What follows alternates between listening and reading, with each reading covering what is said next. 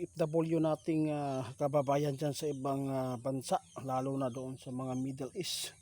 May babala si kaibigan, mamayang gabi maghanda kayo ng flashlight at saka yung ano po tawag yung kaibigan?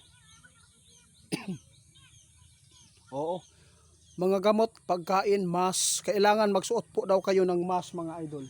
Dahil kapag hindi kayo nagsuot, nakakatakot mga idol kung sakali man na mayroon pong gawin po ang Iran na tablahan na lang. Kailangan talaga mapaghandaan po ninyo. Huwag po kayo mawalan po ng mga pagkain sa tabi nyo. Kailangan magluto kayo ng marami at may mga tubig lagi na dala. Kung sakali man maipit kayo, kailangan huwag kayo mapanik, no? Kung saan po kayo ipapalikas po ng namumuno doon sa inyo, kailangan sundin po ninyo para po sa inyong kaligtasan, kaibigan. Ano po ba nakita niyo kaibigan? Lalala po ba ito? No, mga idol, ito po nakita ng ating kaibigan, itiit. Nakita ko.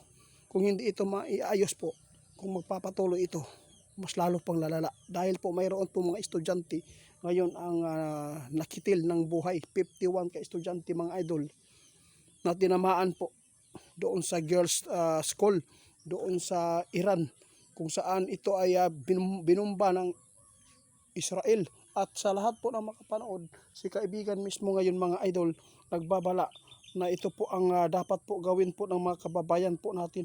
Mga idol, lagi po namin ito ipinapaabot doon sa inyo na mayroon talagang digmaan ngayon, pero hindi pa masabi natin na World War III kasi hindi na pa naman po sumali ang Russia at ang China.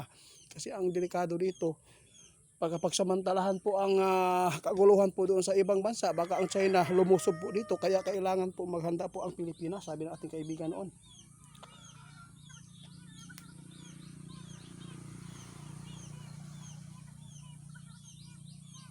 No, tingnan mo mga idol, sabi ng ating kaibigan, itiit, ang delikado po dito ang Russia at saka doon sa China, no? Delikado pa rin ang Pilipinas ngayon. Mga idol, sa lahat po ng mga nasa Pilipinas ngayon, maghanda tayong lahat, mga pagkain, mga gamot. Si kaibigan nag-red alert na sa inyo para lang po mailigtas po ang ating buhay at hindi tayo pwedeng magpanik kung saan. Sa lahat po ng mga makapanood sa ating video, pag-share mga idol. Sinabi ng ating kaibigan, no?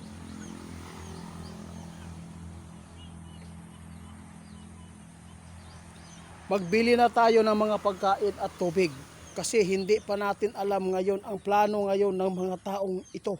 Kawawa po talaga mga idol. Nakasalalay po ang buhay po natin sa gobyerno, sa presidente.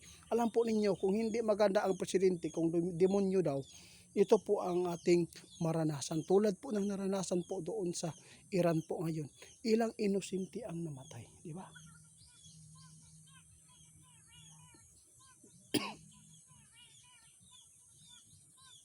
Oo, tingnan nyo. Alam po nyo mga idol, ang hinulaan ni kaibigan. Grabe, nangyayari po talaga. Kaya sa ngayon, muli kami nagpaalala. Mamayang gabi, ang mga Middle East na area, no? Doon sa Arab Emirates at doon sa Kuwait, ha?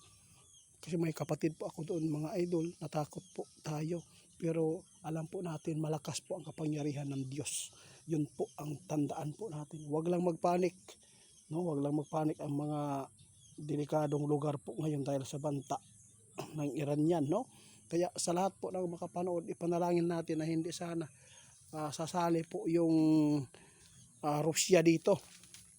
Kasi kung may kakampiyan ang Russia doon sa Iran, posibleng lalala po ang kaguluhan kasi ang Russia at ang China kakampi po dito mga idol.